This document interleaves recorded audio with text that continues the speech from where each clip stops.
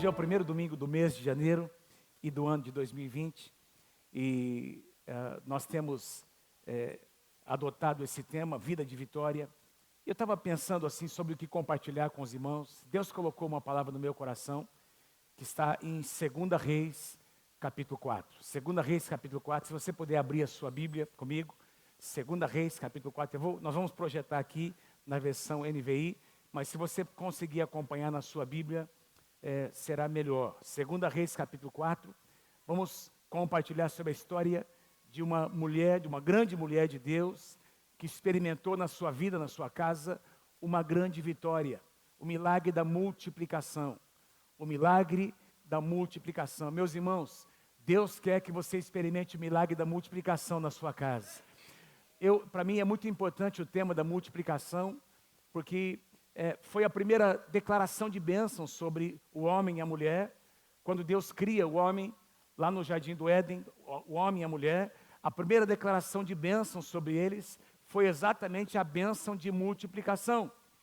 Crescei e multiplicai-vos. Então Deus colocou dentro do coração do homem e da mulher esse potencial para experimentar a bênção de multiplicação. Nós encontramos em algumas situações do Antigo Testamento, alguns homens, como Isaac, como Jacó, experimentando a bênção de multiplicação. O próprio Abraão, pai da fé, não é, que recebeu a palavra de Deus de que a sua descendência seria multiplicada sobre a terra, famílias sobre a face da terra.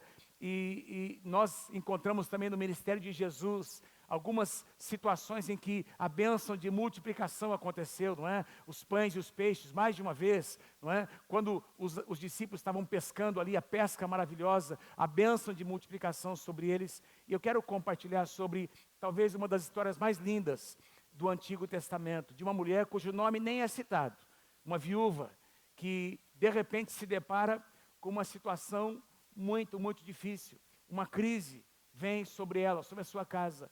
E essa mulher, então, experimenta a bênção da multiplicação. Eu vou ler com vocês o texto, 2 Reis, capítulo 4, do versículo 1 até o versículo 7. Depois eu quero compartilhar, conversar com vocês sobre algumas verdades que nós encontramos aqui nesse trecho. 2 Reis, capítulo 4, do versículo 1 ao versículo 7. Certo dia, a mulher de um dos discípulos dos profetas foi falar com Eliseu, dizendo: o teu servo, meu marido, morreu. E tu sabes que ele temia ao Senhor, mas agora veio um credor que está querendo levar os meus 2 filhos como escravos. Eliseu então perguntou à mulher: como posso ajudá-la? Ou seja, o que é que eu posso fazer para você? O que é que você deseja, em outras palavras?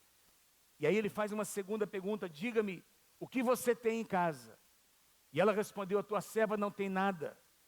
Repete assim comigo: a tua serva não tem nada. Essa foi a declaração, eu creio que de uma mulher, do profundo da alma de uma mulher. Tua serva não tem nada além de uma vasilha de azeite. Então disse o profeta Eliseu: vá pedir emprestadas vasilhas a todos os vizinhos, mas peça muitas. Depois entre em sua casa com seus filhos e feche a porta e derrame daquele azeite em cada vasilha e vá separando as que você for enchendo. Versículo 5. Depois disso foi ela embora, fechou-se em casa com os seus filhos e começou a encher as vasilhas que eles lhe traziam. Versículo 6. Quando todas as vasilhas estavam cheias, ela disse a um dos filhos: trague-me mais uma. Mas ele respondeu: já acabaram. Então o azeite parou de correr. O azeite estava correndo. E ele parou de correr depois da última vasilha. Ela foi e contou tudo ao homem de Deus, ao profeta do Senhor, que lhe disse: agora vá, venda o azeite, pague as suas dívidas, e você e seus filhos ainda poderão viver do que sobrar. Feche os seus olhos comigo. Pai, obrigado pela tua palavra, Senhor, que edifica os nossos corações. Obrigado porque quando nós ouvimos a Tua palavra, Senhor, a fé cresce. A Tua palavra diz que a fé vem por ouvir a palavra de Deus. Eu te peço nessa manhã, Senhor, que a Tua fé seja derramada sobre o coração do Teu povo, Senhor. Pai, é uma passagem que nós já lemos muitas vezes e já ouvimos até algumas pregações, Senhor, mas nós desejamos, porque nós entendemos que a Tua palavra é viva, Senhor, e que sempre existe alguma coisa nova a ser ministrada ao nosso coração quando nós lemos a Tua palavra. Então eu te peço agora, abre os nossos corações, Senhor, para que nós possamos sair daqui desafiados a pedir, a saber pedir, Senhor, pedir da forma correta e a fazer e agir, Senhor, em obediência, conforme o Teu desígnio, Senhor, para que nós possamos experimentar os Teus milagres nas nossas vidas. Pai, isso é o que nós desejamos para o ano de 2020, Senhor, que milagres aconteçam, que nós experimentemos, não apenas pessoalmente, mas como família, que nós possamos experimentar como essa mulher experimentou, Senhor, vitória, milagres, multiplicação, Senhor, dentro da nossa casa. É o que nós cremos e declaramos em nome do Senhor Jesus. E todos dizem amém. Aleluia. Amém. A palavra do Senhor, meus irmãos, é tão rica. E eu sei que eu mesmo já preguei sobre esse texto. Não é? Preguei aqui na igreja sobre esse texto, preguei para pastores sobre esse texto, mas eu estava meditando, aliás, lendo um livro que citou essa passagem, e esse autor fez uma abordagem um pouco diferente daquela que eu tinha até estudado e ministrado, e Deus começou a colocar algumas coisas no meu coração, e eu quero então compartilhar com vocês o que Deus compartilhou comigo. E eu creio que é uma palavra para nós iniciarmos o ano, primeiro domingo do ano, não é? Crendo que nós experimentaremos a multiplicação do Senhor nesse ano sobre as nossas vidas. Em primeiro lugar, nós encontramos aqui uma mulher enfrentando uma grande crise. Diga assim comigo, uma grande crise. Uma grande crise dentro da sua casa. Algo que estava completamente fora do seu controle. Uma situação totalmente insustentável. Você já passou por algo assim? Você já enfrentou alguma situação assim que você poderia chamar de crise?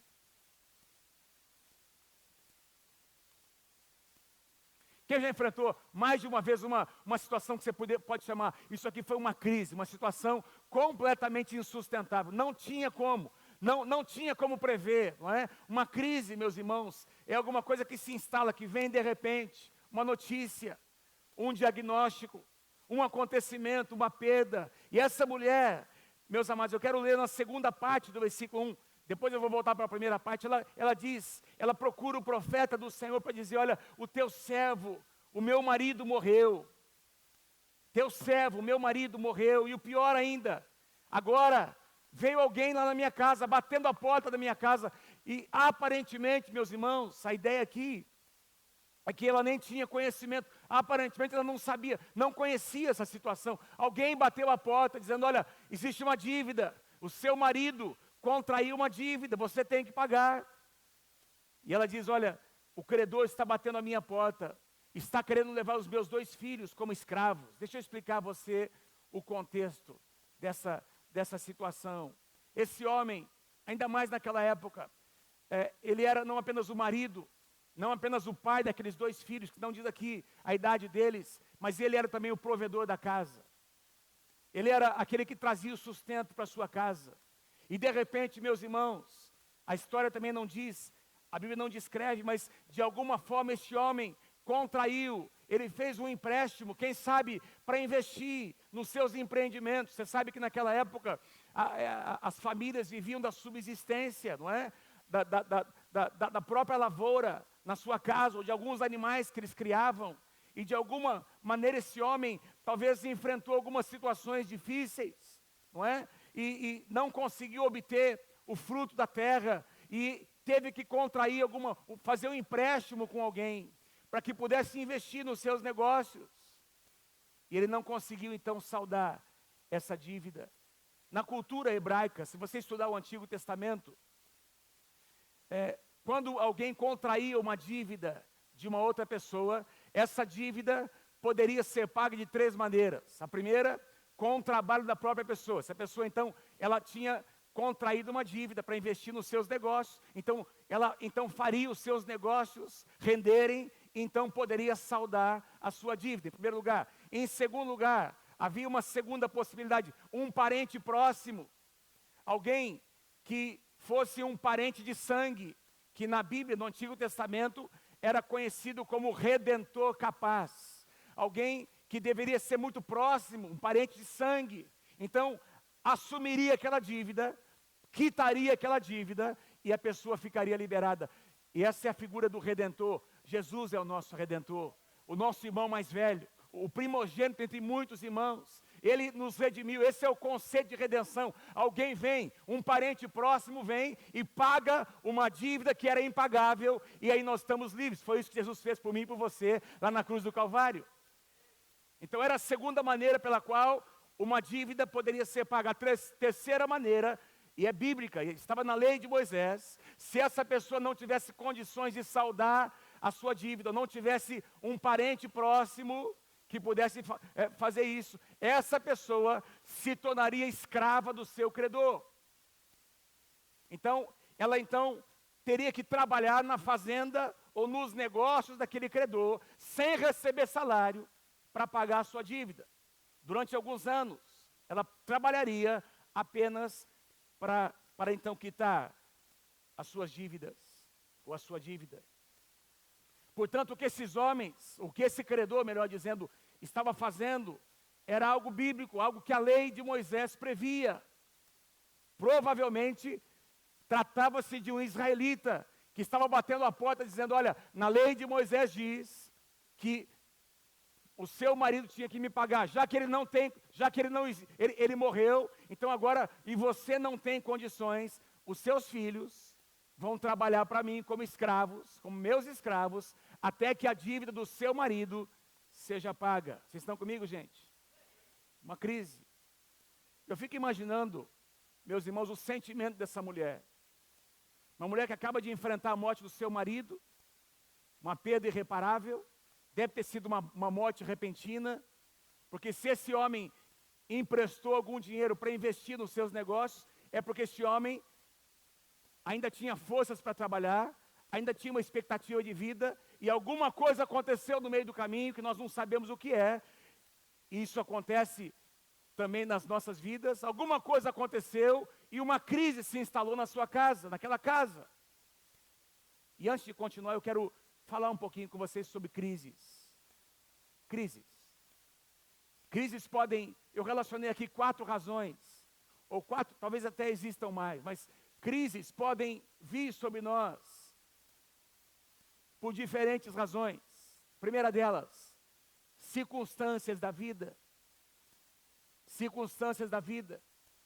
Ou seja, basta você estar vivo para que você eventualmente tenha que enfrentar crises. Eu perguntei aqui quantos passaram e a maioria levantou a mão. E quem não levantou a mão, ou está mentindo,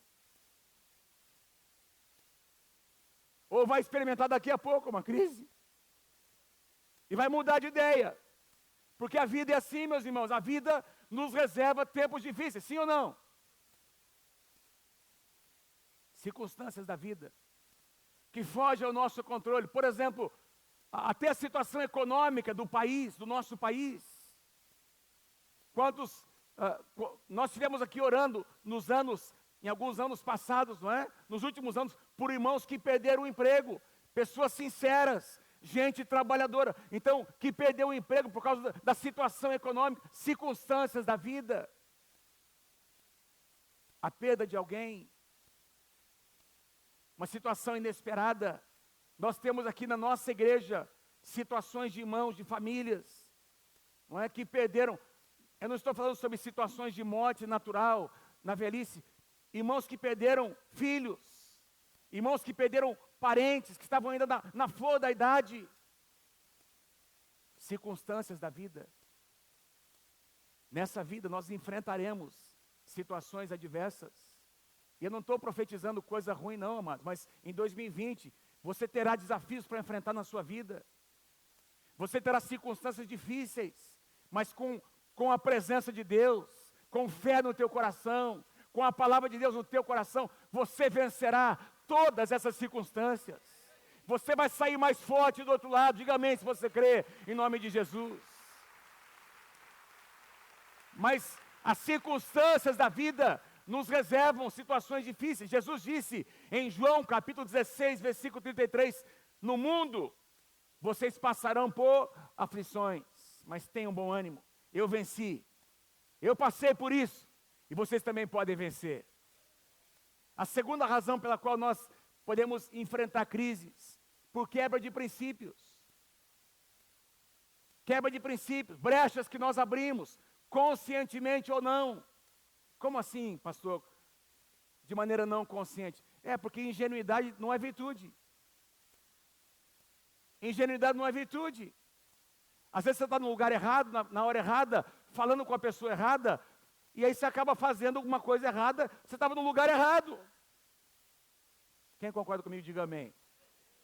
Não é? Então assim, ingenuidade não é virtude. Nós podemos errar, às vezes inconscientemente, mas quando erramos de maneira consciente, sabendo que estamos quebrando um princípio, nós vamos ter consequências. Vamos ter que enfrentar essas consequências.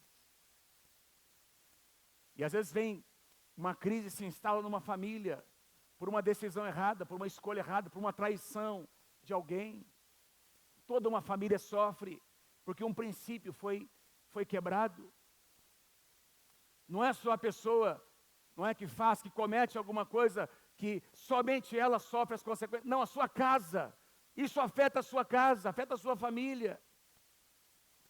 No livro de Provérbios, capítulo 6, versículo 28, diz assim: andará alguém sobre brasas, sem que os seus pés se queimem?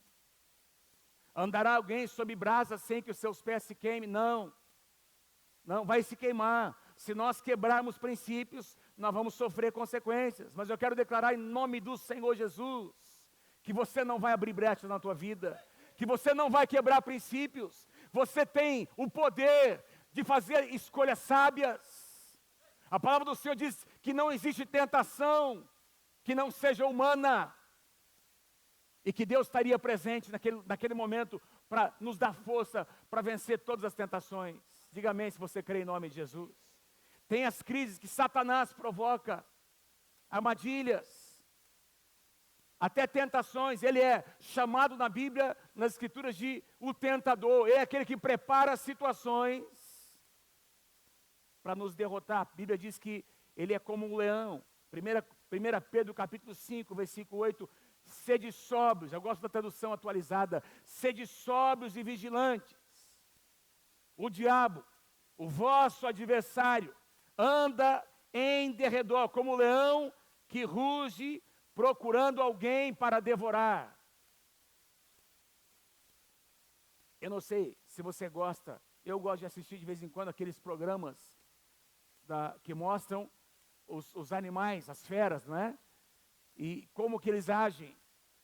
Então o predador e a presa, é uma dinâmica, o predador e a presa. Então, se você observar nos filmes, não é? nas reportagens, como é que chama, nos documentários, não é? Sobre esse tipo de acontecimento, não é? De evento, em que tem ali um predador e uma presa. Que tipo de presa? Que tipo de presa um predador procura, queridos? Uma presa que está solitária? Uma presa mais fraca, sim ou não? Doente, machucada. E a Bíblia diz que Satanás é como um predador, é como um leão que ruge. Ele procura uma brecha para instalar uma crise.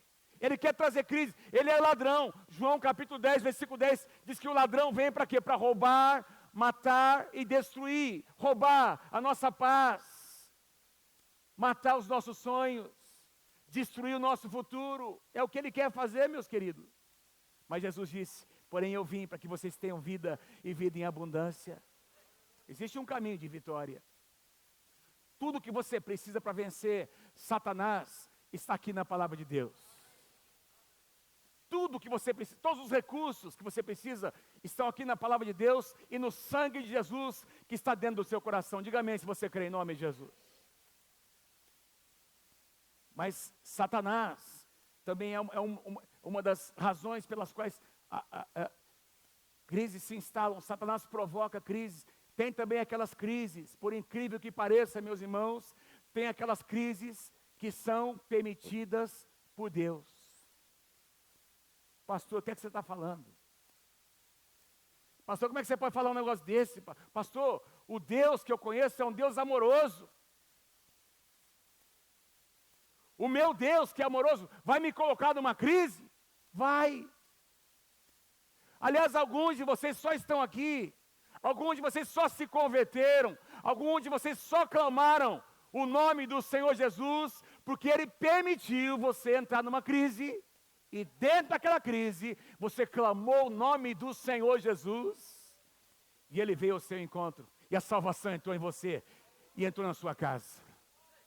Uma enfermidade, alguém, né, quem sabe na sua casa, uma situação de bancarrota financeira, enfim, eu não sei, alguma situação que no seu casamento, o seu casamento estava destruído, tinha uma crise instalada. Não que Deus, era desejo de Deus manter você naquela situação, mas Deus usou aquela situação para atrair a tua atenção. E a minha Bíblia e a sua Bíblia vão chamar essa crise de provação, provas. Provas que Deus traz, que Deus nos permite passar. Aliás, o livro de Tiago, capítulo 1, versículos 2 e 3, Tiago 2, 1 e 3 diz assim: meus irmãos, considerem motivo de grande alegria. Diga assim comigo, grande alegria. Aliás, eu vou declarar, vocês repetem comigo, tá bom? Isso aqui parece o tema do Geração Livre, parece um paradoxo, não é? O tema de Geração Livre. Repete comigo assim: meus irmãos, considerem motivo de grande alegria o fato de vocês passarem por muitas provações. Uau! Continua comigo. Porque vocês sabem, diga lá, porque vocês sabem que a provação da vossa fé produzirá perseverança. Parece um paradoxo. Aí ele diz assim: olha, vocês considerem motivo de alegria, vocês passarem por provações, não olha para o momento, olha para o final, olha para depois, o que vai acontecer depois. E eu e você sabemos que nós estamos aqui, se a nossa fé tem sido aumentada, amados, se o nosso conhecimento da palavra de Deus, da presença de Deus tem aumentado nesses últimos anos, é porque Deus até nos permitiu passar por situações de crises, para nos fazer confiar mais nele. Quem pode dizer? Quem pode dar um aplauso a esse Deus maravilhoso?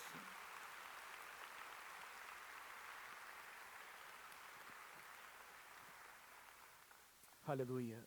Seja qual for, seja o que for aquilo que você, quem sabe, nesse dia está chamando de crise, eu estou aqui para dizer a você, que você pode se voltar, você pode se aproximar da presença de Deus. Que na presença de Deus tem solução para a tua crise. Na presença de Deus tem uma resposta para a tua crise. Na presença de Deus tem vitória no meio da crise. Eu não estou dizendo que Deus vai tirar momentaneamente aquela crise, porque não é isso que a gente vê aqui nesse contexto. O que a gente enxerga aqui, isso que me chamou a atenção, porque o profeta no Senhor, ele teria até o poder de dizer: onde é que está o seu marido? Que acabou de morrer, vamos lá, nós vamos orar, ele vai ressuscitar, porque o profeta Eliseu experimentou no seu ministério a ressurreição de mortos. Mas a questão não era ressuscitar o marido, era trazer provisão no meio da crise. A questão não era tirar essa mulher da crise, mas era trazer provisão, trazer sustento no meio da crise, no meio do deserto. E é assim que Deus faz muitas vezes. Às vezes nós estamos pedindo para o Senhor nos livrar de uma situação, mas em algumas situações, meus irmãos, nós teremos que fazer a oração, não é? Teremos que cantar o cântico que Davi cantou no Salmo 23, ainda que eu ande pelo vale da sombra da morte, não temerei mal nenhum, porque tu estás comigo. A tua vara e o teu cajado me consolam. Ainda que eu passe por isso, não é apenas me livra disso, ainda que eu passe por isso, a tua mão vai me sustentar, Senhor. Essa mulher em nenhum momento pediu a ressurreição do seu marido. Ela trouxe uma situação para o profeta. Vamos continuar. Versículo 1, primeira parte. Certo dia, num dia absolutamente comum, essa mulher, que é uma mulher de Deus, meus irmãos, a mulher de um dos discípulos, dos profetas, foi falar com Eliseu: olha, o teu servo, o meu marido morreu, e tu sabes que ele temia ao Senhor. Ela não pede em nenhum momento a ressurreição do seu marido. Ela está trazendo uma demanda. E eu quero lembrar você aqui que essa mulher não era uma mulher qualquer. Diz aqui que ela era a mulher de um dos discípulos dos profetas. Se você estudar o contexto de 1 Reis, você vai encontrar no ministério de Elias, que veio antes de Eliseu, o que a Bíblia chama de uma escola de profetas. Diga-se comigo, uma escola de profetas. Onde alguns jovens, o profeta Elias, não é? O que a gente entende pelo contexto, ele não apenas exerceu o seu ministério profético, mas ele edificou uma escola, onde ele convocou alguns jovens, assim como nós temos hoje a ECM, nós temos o Inter, não é? Uma escola para formar profetas. Por isso que quando Elias estava para passar o bastão, não é? O manto profético para Eliseu, diz lá que alguns discípulos, os discípulos dos profetas estavam acompanhando Elias e Eliseu, testemunhando o que estava acontecendo.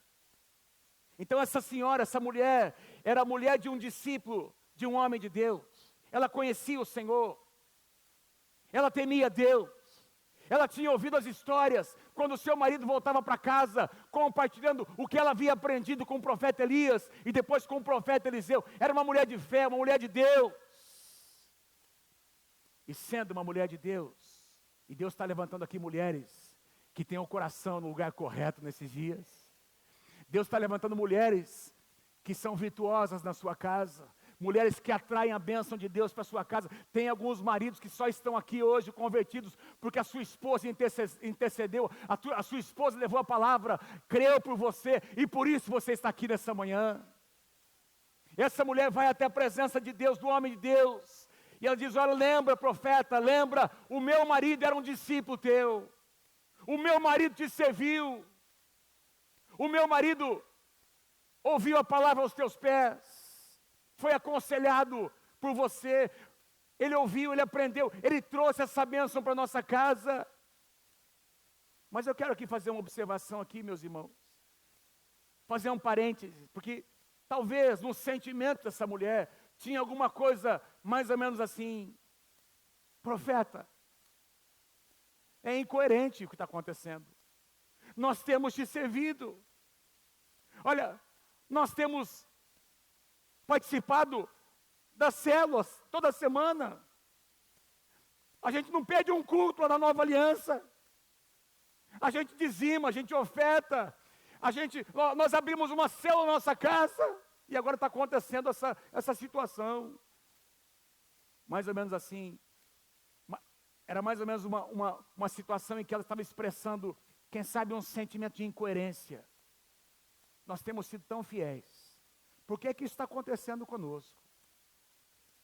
Nós temos sido tão fiéis na tua casa, por que nós estamos experimentando isso? E essas coisas, meus irmãos, você nunca passou por isso, né? Alguém já sentiu assim? Uma vontade de dizer: Senhor, por quê? Nós estamos aqui te servindo, Deus. Nós não fizemos nada para merecer o que está acontecendo com a gente. Eu consigo ler, meus irmãos, nas palavras dessa mulher, dessa senhora, alguma coisa do tipo assim, sentimento sendo colocado. Olha, nós temos te servido, nós temos servido ao Senhor. Por que está acontecendo? O que eu vou fazer? O que eu faço agora? Sentimentos são importantes para Deus. Amém, queridos? Sentimentos são importantes. Eu tenho dito isso em algumas mensagens, mas não podem governar as nossas vidas. Sentimentos são importantes. Diga comigo, sentimentos são muito importantes, mas não podem governar as nossas vidas. Sentimentos nem sempre representam a realidade. São sentimentos. Nós temos uma alma. Porque temos uma alma, temos sentimentos, pensamentos, vontade, às vezes tiramos conclusões precipitadas, sim ou não? Temos uma alma. Sentimentos são expressões da nossa alma, que nos levam muitas vezes a tomar decisões precipitadas. Se você conversar com algumas pessoas que hoje não servem mais ao Senhor, que estão nas ruas de Londrina, desviados dos caminhos do Senhor, você vai encontrar frustração no coração delas. E muitos deles vão dizer que Deus foi incoerente, que o pastor, que o líder, que isso, aquilo, e vão colocar culpa em alguém. Por quê? Porque sentimentos entraram no seu coração. E no final das contas, Deus é culpado. Deus não é culpado. Deus é o Criador dos céus e da terra.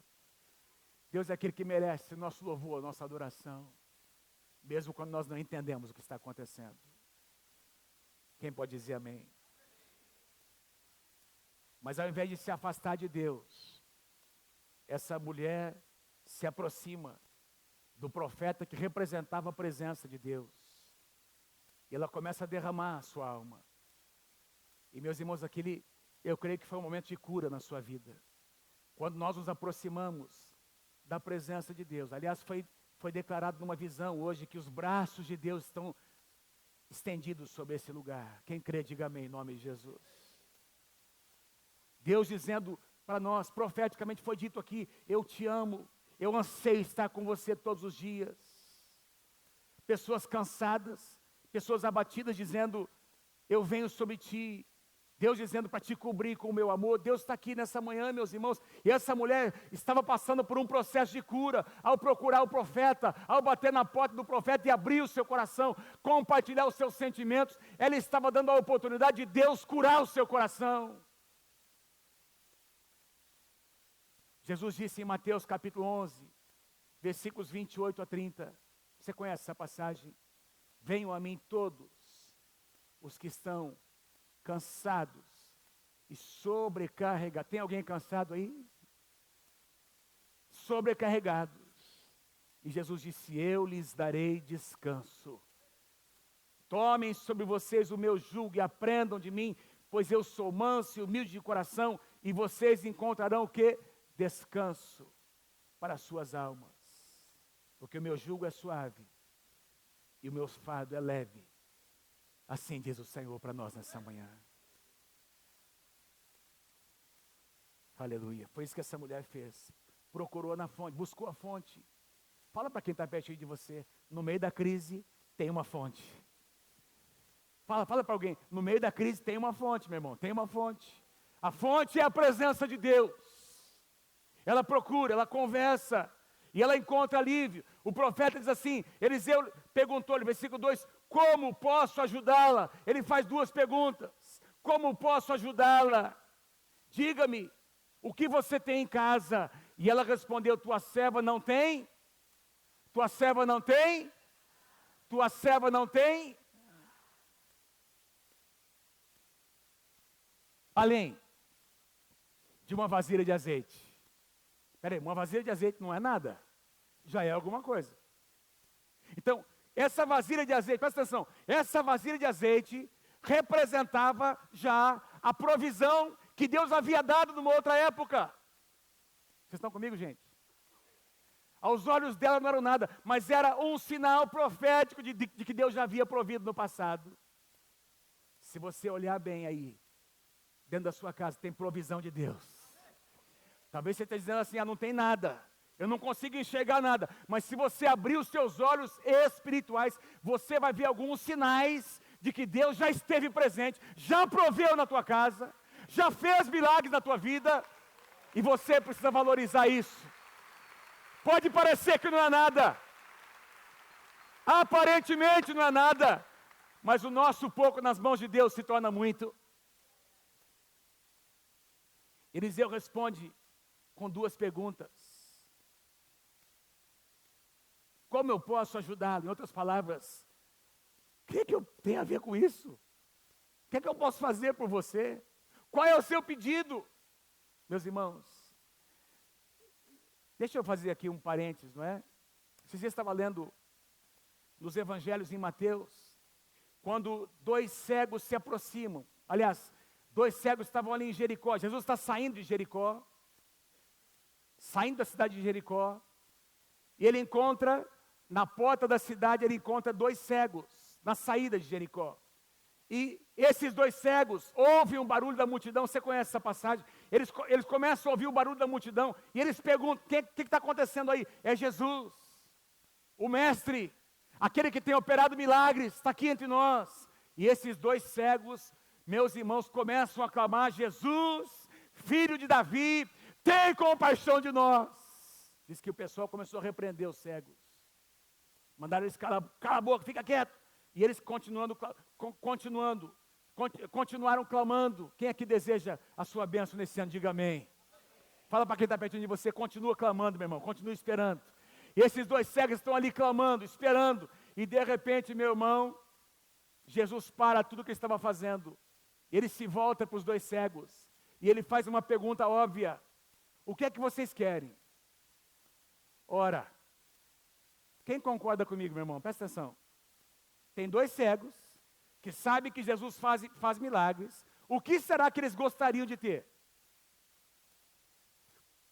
Qual seria o pedido desses dois cegos? Não é uma pergunta, digamos, espera um pouquinho, não é uma pergunta meio assim, idiota? Não é uma pergunta meio assim, é 2 Reis, tá, gente? Não é 1 Reis, 2 Reis, capítulo 4. Quando Jesus pergunta para esses dois cegos, o que é que vocês querem? Não é uma pergunta meio óbvia, gente? O que é que Jesus quer nos ensinar? E Jesus fez isso algumas vezes.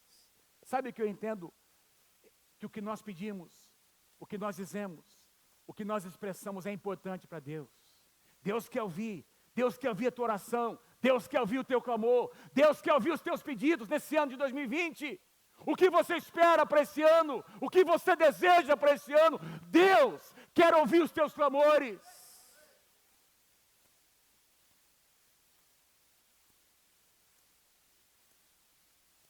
Porque esses dois cegos poderiam pedir 2 bengalas.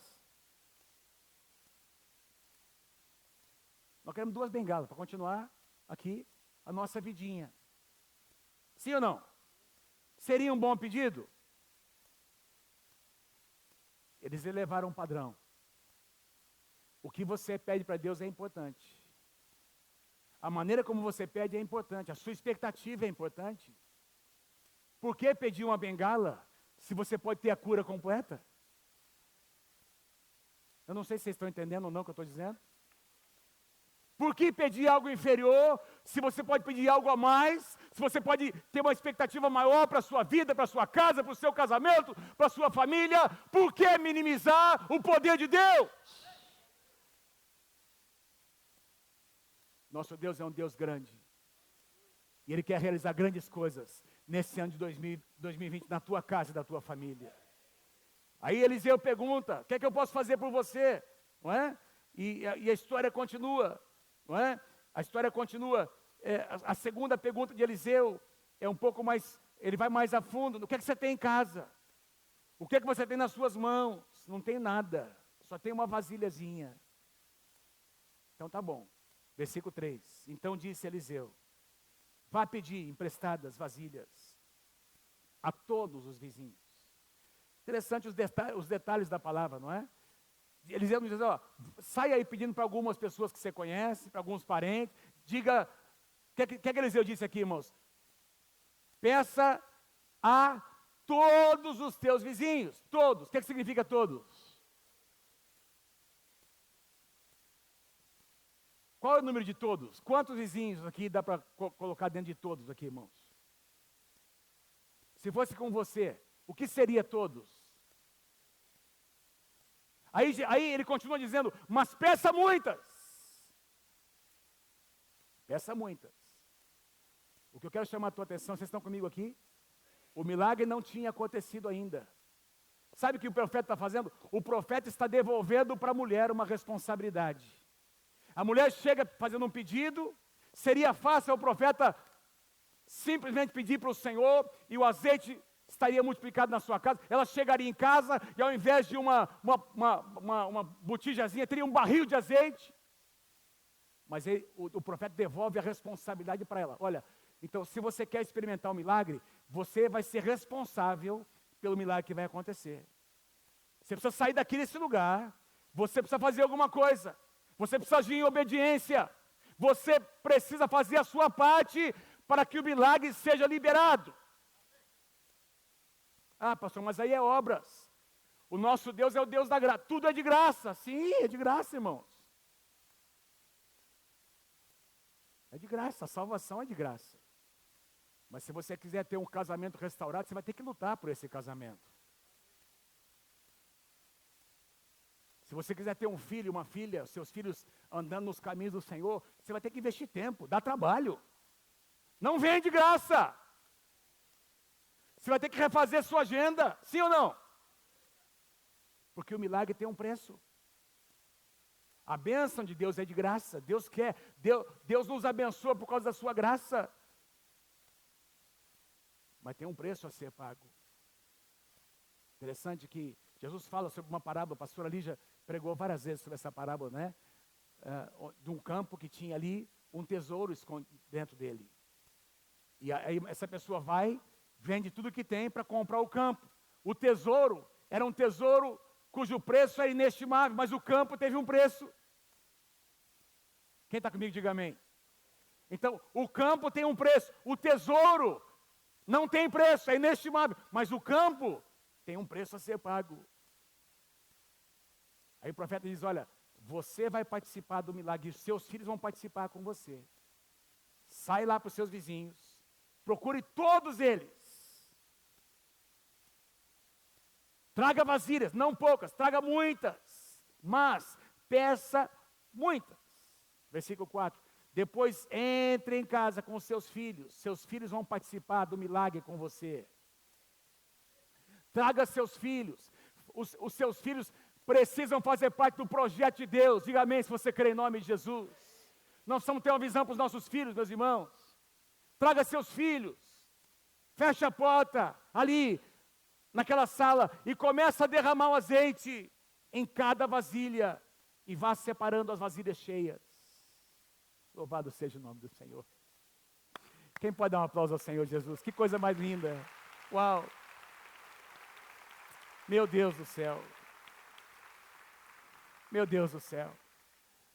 Uma das coisas que Eliseu faz é dizer, transmitir para essa mulher, eu não vou olhar para você como uma vítima, porque Deus não te vê como uma vítima. Você não é uma vítima. Você é uma filha amada. Você é uma mulher de Deus. Você pode crer por grandes coisas. Você vai participar do milagre. Você vai participar do projeto de reconstrução. Você vai participar do projeto de reordenação da sua casa. Quem sabe o teu marido até cometeu alguns erros. Por isso essa dívida está aí. Mas Deus vai usar as tuas mãos, os teus filhos, o teu trabalho para reordenar a sua vida. E aí, o profeta está dizendo, para com essa linguagem de vítima. As coisas não vão continuar, digamos, melhor dizendo, não diga que as coisas não vão dar certo por causa dessa pessoa, daquele acontecimento. Não, espera um pouquinho. Vamos parar de culpar as pessoas, gente. Vamos parar de culpar as circunstâncias. É daqui para frente. Deus tem uma bênção para a tua vida daqui para frente. O que passou, passou. Vira a página e olha para frente. Porque Deus tem o milagre da multiplicação no teu futuro para você. Uma condição foi estabelecida. E essa mulher agora teria que sair, teria que se humilhar. Porque, gente, você sair pedindo panela emprestada pelos vizinhos. Imagina a conversa na vizinhança. O que essa mulher está querendo fazer com esse monte de panela, um monte de vasilha na sua casa? Ela teve que se humilhar, ela teve que se expor. Mas, meus irmãos, ela tinha uma palavra de Deus. Quando você tem uma palavra de Deus, haja nessa palavra. Ela tinha uma palavra. Ela agiu em obediência. E entre o versículo 4 e o versículo 5, ela sai para buscar as vasilhas. E no versículo 5 nós lemos, depois disso, ela foi embora, fechou-se em casa com seus filhos. E começou a encher as vasilhas que eles lhe traziam. Louvado seja o nome do Senhor. Imagina os dois meninos participando do projeto. Dá mais uma, enche a vasilha e enche. E aí, aquela vasilhazinha, meu irmão, tinha uma torneira ali aberta que não parava de jorrar azeite. Não parava de jorrar azeite. Por causa da obediência. O milagre veio sobre a sua casa. Escrevi uma frase aqui que eu quero deixar com vocês. As nossas necessidades nada mais são do que oportunidades para Deus manifestar a sua generosidade e a sua bondade sobre as nossas vidas. Quem crê, diga amém. Você pode ler comigo essa frase? Vamos lá comigo? As nossas nada mais são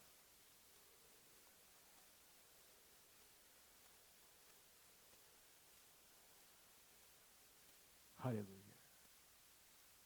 O que Deus precisa de nós, os músicos podem vir, por favor, os músicos, o que Deus precisa é o que nós temos nas nossas mãos.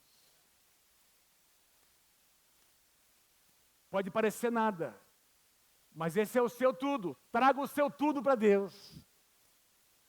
E Deus vai fazer um milagre na sua vida. Louvado seja o nome do Senhor. Deus pega aquilo que é visto como sem valor, para transformá-lo num espetáculo da sua bondade, da sua misericórdia. E toda a vizinhança ficou sabendo. Os credores ficaram sabendo. Porque diz lá, versículo 6, quando todas as vasilhas estavam cheias, ela disse a um dos filhos, traga-me mais uma. Mas ele respondeu, já acabaram. Então o azeite parou de correr. Com aquelas vasilhas todas cheias, o azeite, meus irmãos, só parou de correr quando a última vasilha se encheu. Eu escrevi algo aqui. O azeite de Deus nunca se esgota. O que se esgota é a nossa capacidade de receber o azeite. Vou repetir de novo. O azeite de Deus nunca se esgota. O que se esgota é a nossa capacidade de receber o azeite que vem de Deus. Então, eu quero liberar uma palavra sobre a tua vida nessa manhã, em nome de Jesus. Aumenta a medida. Aumenta a medida. Aumenta a capacidade de receber azeite, porque em 2020 Deus vai derramar azeite sobre você, a tua vida, a tua casa, em nome do Senhor Jesus. Aumenta a capacidade. O fator limitador não é Deus. O fator limitador não são as circunstâncias, não é nem o diabo. É a sua medida, é a sua capacidade de receber. Aumenta a medida, aumenta a sua capacidade, dilata o seu coração. E a história finaliza com uma declaração incrível. Ela foi, versículo 7, contou tudo o que aconteceu ao homem de Deus, o milagre que aconteceu, e o profeta lhe disse, vá, venda o azeite. E a primeira coisa que você vai fazer é resolver o teu passado. Você vai colocar a sua casa em ordem. Pague as suas dívidas. Pague as suas dívidas. E hoje vai ser uma linha demarcatória entre o passado e o futuro. A partir de hoje é uma nova vida. Vai e viva com o restante que sobrar. Louvado seja o nome do Senhor. Nós precisamos ser pessoas que aprendem a virar páginas, a resolver as coisas no passado. Tem muito crente que não prospera, porque nunca resolve o seu passado. Às vezes Deus abençoa, Deus provê, e o cara não vai lá, não resolve, não soluciona. Então Deus diz assim, olha, resolve o seu passado, porque tem um futuro maravilhoso diante de você. Vai lá, paga a sua dívida. Paga a sua dívida, resolve. E vai ter mais. Você vai viver da abundância do meu milagre sobre a sua casa. Quem recebe essa palavra, diga, eu recebo em nome de Jesus. Quero finalizar essa palavra fazendo uma reflexão com vocês. Eu creio que hoje Deus nos deixa essas duas perguntas, meus irmãos. O que você deseja? Para 2020, o que você deseja? E a segunda pergunta, o que você tem nas suas mãos? O que você tem nas suas mãos? o que você deseja e o que você tem nas suas mãos. Pode parecer pouco, mas Deus vai multiplicar. Faça a sua parte, meu irmão. E você vai experimentar a vitória do Senhor nesse ano. Eu seria tolo em dizer que você e eu não passaremos por desafios, dificuldades, e que não teremos que enfrentar crises nesse ano. Não é verdade isso. Nós teremos provações, teremos grandes desafios. Mas se nós trouxermos o que Deus já nos deu, porque o que nós temos é porque Deus deu. Se nós trouxermos diante do Senhor, Deus vai multiplicar aquela porção. Deus vai multiplicar. Louvado seja o nome do Senhor. Fique em pé comigo nessa manhã.